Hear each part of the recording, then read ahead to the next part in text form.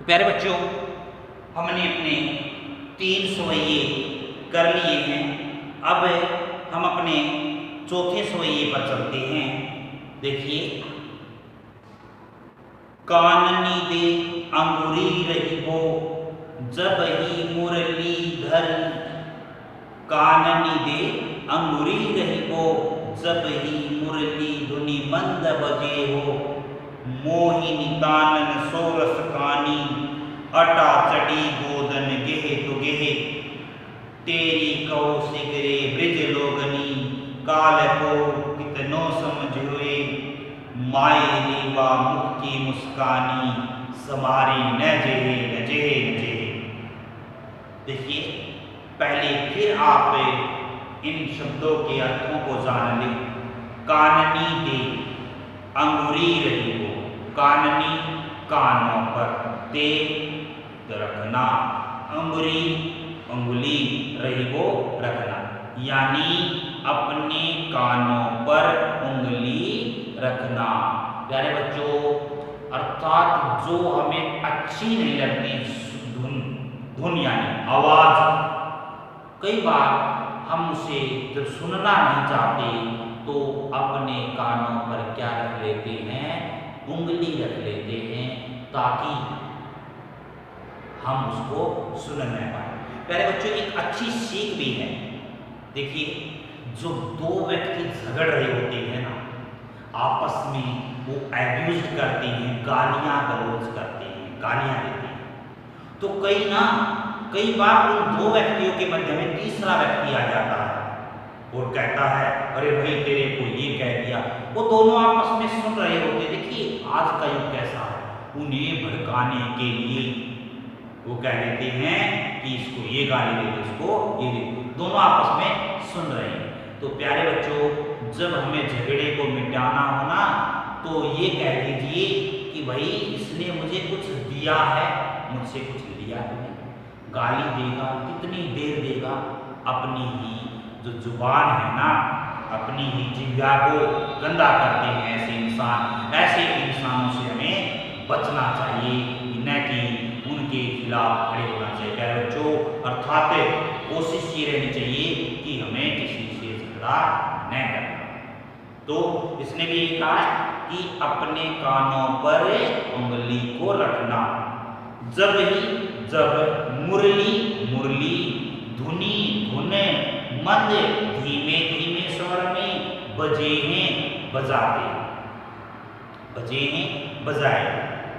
मोहिनी तानन, मोहिनी सुंदर, तानन तान, सो वह, रसखानी रसखान, अटी अट्टालिका या अटारी, अटी अट्टालिका या अटारी। फिर इसने कहा चढ़ी चढ़ जाना, गोधन गेहे तो गेहे, गोधन गोवर्धन पर्वत पर गेहे जाकर। तेरी पुकारना, तेरी क्या होता है, पुकारना, कहो कहना, शीघ्रे शीघ्र, ब्रिज लोगनी ब्रिज के लोग, काली कल को कोई, कितनो समझेऊ चाहे कितना ही समझाए। माई री, फिर कहते अपनी माँ को, माई माँ, री मारी, वाह वो, मुख की मुस्कानी, श्री कृष्ण के मुख की मुस्कान, श्री कृष्ण के मुख की मुस्कान। संभारी न जेहे, संभाली नहीं जाती, न जेहे संभल में नहीं आती, न जेहे संभाली ही नहीं जाती। तो प्यारे बच्चों, मैंने इसके आपको शब्दार्थ बता दिए हैं। अब इसकी व्याख्या यानी सरलार्थ और इसके भाव को समझ लीजिए। काननी दे अंगूरी रही हो जब ही मुरली धुनि मंद बजे। मैंने आपको पहले बताया है, जब श्री कृष्ण ने मुरली बजाते थे ना, ऐसे मुरली की मधुर तान जब वो गाते थे, बजाते थे, तो सभी गोपियां आकर्षित होती थी और बहुत यानी पीड़ा में आ जाती थी, दुख होता था। तो इन्होंने यानी अब इतना दुख है कि वो श्री कृष्ण की मुरली की धुन सुनना नहीं चाहती। ये देखिए, काननी दे अंगुरी रही हो, एक गोपी कहती है कि जब मुरली धुनी मंद बजे, यहाँ से पंक्ति उठाइए, जब ही मुरली धुनी मंद बजे हो, यानी जब श्री कृष्ण अपनी मुरली की धीमी धीमी मधुर तान बजाएंगे, जब श्री कृष्ण अपनी मुरली की मधुर तान धीमे धीमे बजाएंगे, तो मैं अपने कानों पर अंगुली रख लूंगी, अर्थात ताकि मैं उसे सुन न पाऊं।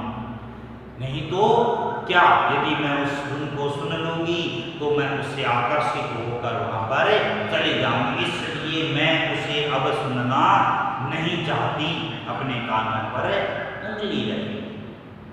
मोहिनी तानन सो रसकानी, रसकान के माध्यम से कहते हैं, अब चाहे श्री कृष्ण इस मधुर तान को कितना ही बजाए, अटी चढ़ी गोधन गेत हुए, चाहे वो गोवर्धन पर्वत पर चढ़कर इस मधुर तान को बजाते रहें, फिर भी मैं उसे नहीं सुनूंगी।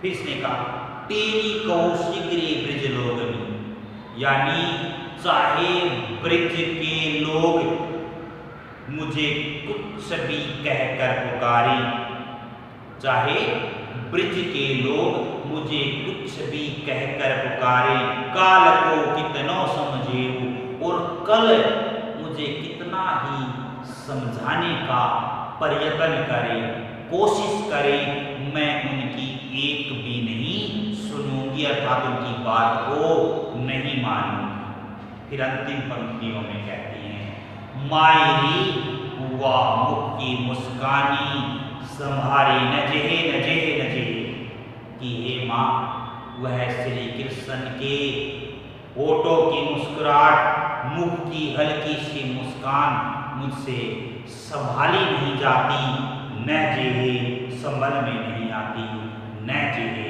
संभाली ही नहीं जाती। तो प्यारे बच्चों, मुझे उम्मीद है कि ये पंक्तियां भी आपकी समझ में आ गई होंगी, यानी एक बार फिर इसको समझ लीजिए।